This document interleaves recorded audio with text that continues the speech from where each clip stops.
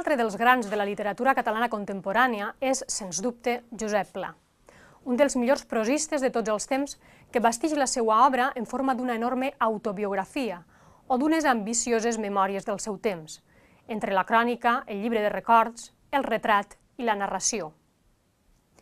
Després de recórrer el món fent cròniques periodístiques, Pla es retira al Mas de Llofriu, el seu poble natal, per a satisfer la seva diabòlica mania d'escriure.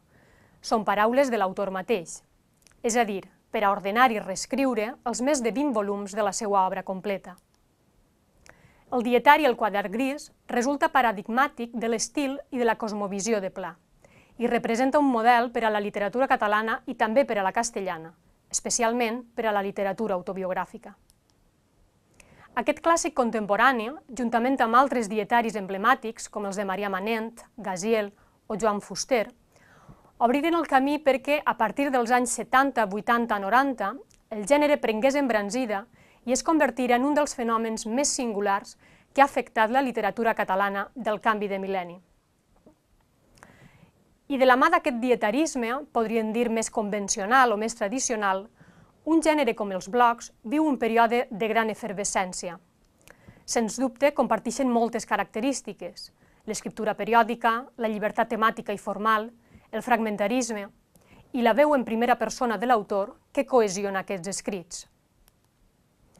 Ací teniu l'exemple d'alguns escriptors que alternen l'escriptura en paper amb l'escriptura en la pantalla, és a dir, que publiquen dietaris i escriuen un blog.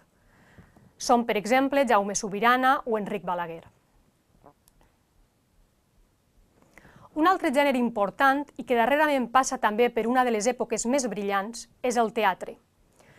La vitalitat de l'escena catalana actual ve representada per companyies de teatre com ara Dagoll de Gom, La Fura dels Baus, Els Joglars, Comediants o Tricicle.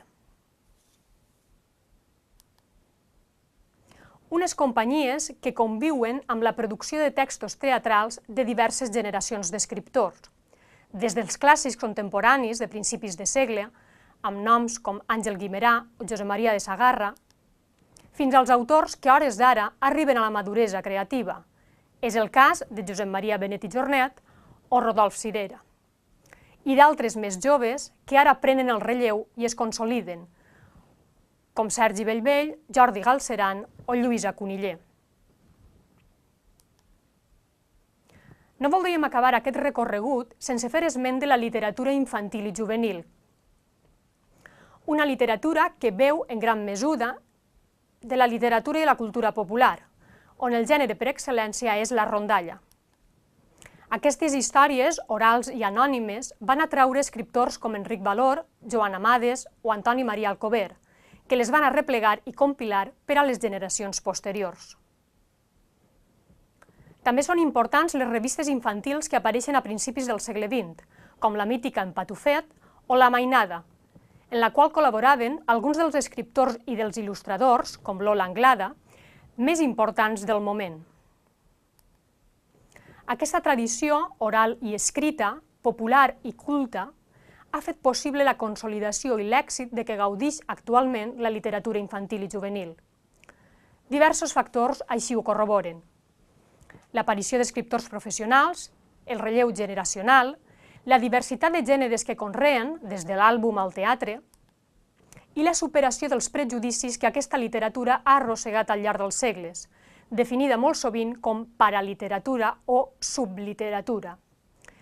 Aquests prejudicis s'han superat gràcies a la qualitat de les obres, al paper de les universitats i a la consolidació d'una crítica especialitzada.